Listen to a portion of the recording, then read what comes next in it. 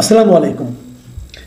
প্রিয় দর্শক, আজ রাজধানীতে দুটো বড় সমাবেশ ছিল এবং এই সমাবেশগুলো প্রায় খুব কাছাকাছি জায়গায় ছিল। মনে করেন 1 কিলোমিটার অথবা আধা কিলোমিটার দূরত্বের মধ্যেই এই দুটো সমাবেশ ছিল। একটা কেন্দ্রীয় শহীদ মিনারে আর একটা শাহবাগ এলাকায়।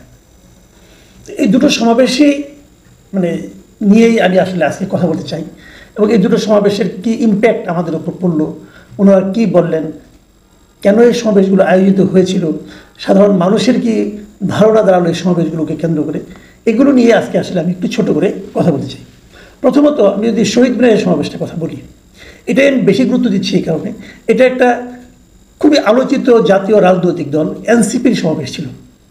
এনসিপি এই সমাবেশ থেকে তাদের একটা ইশতেহার নতুন বাংলাদেশের ইশতেহার ঘোষণা করবে বলে আগে জানিয়েছিল।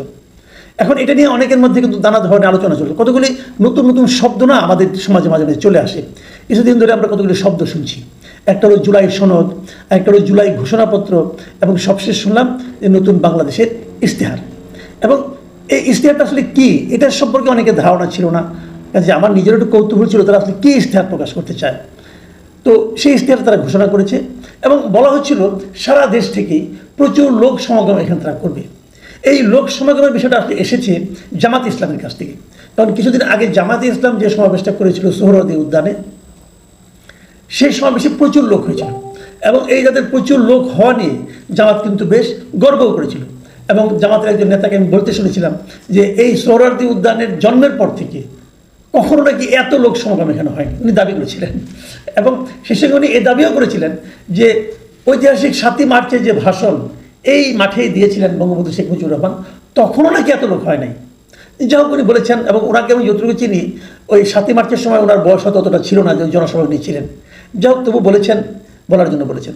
কিন্তু এটার আরেকটা ইম্প্যাক্ট, সেটা হলো এই জনসভাটা মানুষের মধ্যে একটা অনেকের মধ্যে অনেকেই ভাবতে শুরু করেছিল এত লোক হয়েছে, তাহলে হয়তো দেখি অন্য অন্যদের জনসভায় কেমন লোক হয়। এরকম একটা চ্যালেঞ্জ কিন্তু প্রকাশ্যে না হলেও অপ্রকাশ্যে ছিল। আবার অনেকে এমন ব্যাখ্যাও দিয়েছেন যে জামাত যেরকম বড় জনসভা করেছে, একজন আমাকে এমনও বলেছেন, একজন সিনিয়র সাংবাদিক, তিনি বলেছেন যে জামাতের ভোট আসলে এই কয়টাই, সারা দেশে জামাতের যে কয়টা ভোট আছে সবগুলি ভোটকে তারা এখানে আনতে পেরেছে। ওনার বক্তব্য থেকে যেটা বোঝা যায় জামাতের নেতা কর্মী সমর্থকের বাইরে আসলে জামাতের তেমন কোনো ভোট নেই। যোগ সেটা হতেও পারে, নাও হতে পারে, আমি জানি না, ওই আলোচনায় বরং আমি আজকে না যাই।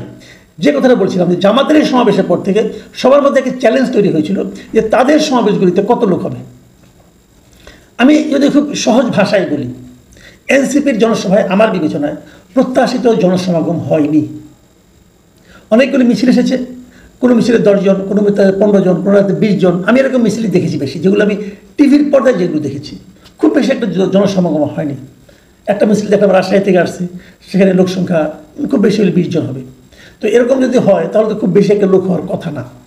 তারপরেও তাদের ঢাকঢোল পেটানো হয়েছিল। অনেকে মনে করেছিল যে হয়তো বিভিন্ন জেলায় যখন তারা জনসমাবেশ করে তখন যেরকম লোক হয়, যদি সবগুলি জেলা থেকে তারা অর্ধেক করেও আসে তাও তো এখানে জায়গা হবে না। কিন্তু বাস্তবে সেরকম হয়নি। যখন না হয়েছে তখন একটা সন্দেহ কাজ করেছে। অনেকে বলেছিল জেলা পর্যায়গুলোতে তাদের জনসভায় নাকি জামাত শিবির লোক সাপটা যেত, ঢাকায় সেটা দেয়নি হয়তো বা, সেই জন্য হয়নি। কিন্তু এখানে তারা ইশতেহারটা ঘোষণা করেছে এবং ইশতেহার তারা করেছে 24 দফা। 24 দফা ইশতেহার তারা আসলে আমি যে দেখলাম তারা আসলে কী ধরনের বাংলাদেশ দেখতে চায় আগামীতে, তারই একটা নমুনা তারা এখানে এই 24 দফার মধ্যে বলেছে। যেমন আমি যদি পড়ে শোনাই আপনাদের কয়েকটা দফা, যেমন নতুন সংবিধান ও সেকেন্ড রিপাবলিক 1 নম্বর, 2 নম্বর হলো জুলাই অভ্যুত্থানের স্বীকৃতি ও বিচার, 3 নম্বর গণতন্ত্র ও রাষ্ট্রীয় প্রতিষ্ঠানের সংস্কার, এরকম 24 দফা। তো এগুলো নিয়ে প্রত্যেকটা নিয়ে আলোচনা হতে পারে এবং এগুলি ভালোই, আমার কাছে অতটা খারাপ লাগেনি। যেমন নতুন সংবিধান ও সেকেন্ড রিপাবলিক, এটা নিয়ে আমি একটু কনফিউজ। সংবিধান যে নতুন করে একটা হচ্ছে এটা তো আমরা বুঝতেই পারছি, এবং এটা তারা তো চেঞ্জ করবে, করে নতুন একটা সংবিধান করবে। এবং একজন বক্তা তখন বলেওছেন যে আগের সংবিধানটা ছিল একটি দলের সংবিধান, এটা হবে অনেক, এটার মধ্যে বলে একটি দলকে বাদ দিয়ে সংবিধান করা হবে, তো সেটা তো বোঝাই যাচ্ছে। যাও, এটা নিয়ে নতুন করে কী বলবো। তো এইগুলো ওনারা চান, এই 24টা জিনিস চান তারা। এখানে যেমন আমি কয়েকটা জিনিস বলি, এগুলি চান কিন্তু কীভাবে পাবেন আমি বুঝতে পারছি। যেমন 4 নম্বরে আছে ন্যায়ভিত্তিক বিচার ব্যবস্থা ও আইন সংস্কার। আইন সংস্কার আপনার করবেন, সমস্যা নাই, কিন্তু বিচার ব্যবস্থাতে ন্যায়ভিত্তিক করতে পারবেন তার কোনো নমুনা কিন্তু এখন পর্যন্ত আমরা দেখতে পাচ্ছি না।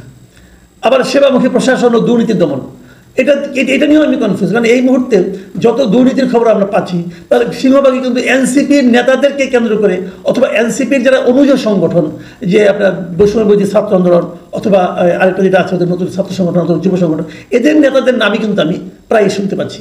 তো আপনারা নিজেরা যে সমস্ত অপকর্ম করবেন সেই বিষয়ে আপনারা কীভাবে ভালো কিছু করবেন আমি আসলে ভাবে বুঝতে পারি না। যেমন নারী নিরাপত্তা, অধিকার ও ক্ষমতায়ন, গত 1 মাসে যে সংগঠনের সঙ্গে জড়িত নারীরা ওই সংগঠনের নেতাদের বিরুদ্ধে অভিযোগ করেছেন, সেই সংগঠন হলো এনসিপি। 1 2 না, একাধিক নারীর অভিযোগ আমি পেয়েছি। তারা এনসিপির নেতাদের বিরুদ্ধে অভিযোগ করেছেন, তার দলীয় সহকর্মীর বিরুদ্ধে অভিযোগ করেছেন যে তারা তাদের কাছ থেকে নিরাপত্তা পাচ্ছেন না।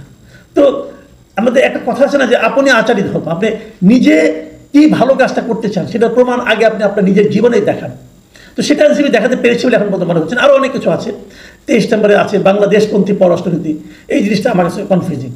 পররাষ্ট্রনীতি বাংলাদেশপন্থী মানে কি? বাংলাদেশপন্থী তো, আমাদের পররাষ্ট্রনীতি কি বিদেশপন্থী হবে নাকি? এটা কি হয় নাকি? তবে আমার ভালো লেগেছে যে 22 নম্বরে যে এটা পেলাম, মানে ইশতেহারের 22 নম্বর যেটা আছে, কিন্তু প্রবাসী বাংলাদেশের মর্যাদা ও অধিকার, এটা ভালো। কারণ প্রবাসী বাংলাদেশিরা বাংলাদেশে সবচেয়ে অবহেলিত। আমাদের বিভিন্ন দেশে যে আপনার দূতাবাসগুলো আছে, এই দূতাবাসগুলোতে আমাদের ওখানকার যারা প্রবাসী বাংলাদেশি আছে তারা এত অবহেলা পায়, এত আমলাতান্ত্রিক জটিলতার মধ্যে তাদেরকে পড়তে হয় যে আসলে বলে শেষ করা যায় না। যদি এই জিনিসটা ওনারা চেঞ্জ করা যে দাবিটা তুলেছেন, আমার মনে হয় এটা খুবই একটা ভালো দাবি। এখন আমরা বরং আসি যে এই অনুষ্ঠানে অনেক নেতৃবৃন্দ বক্তব্য দিয়েছেন, সার্জিস আলম দিয়েছেন, হাসনাত আবদুল্লাহ দিয়েছেন, এবং ওনাদের মূল নেতা নাহিদ ইসলামের বক্তব্য দিয়েছেন। আমি নাহিদ ইসলামের বক্তব্যটা একটু আপনাদেরকে শেয়ার করতে চাই আপনাদের সঙ্গে। সেখানে উনি যে কথাগুলি বলেছেন আমার কাছে মোটামুটি খারাপ না, শুনতে ভালোই শোনা যায়। উনি বলেছেন যে ওই গত বছরের উদাহরণটা টেনে উনি বলেছেন যে আমাদের 1 দফা দাবি ছিল, আমরা ফ্যাসিবাদী ব্যবস্থার বিলোপ করে নতুন রাজনৈতিক বন্দোবস্ত করতে চাই।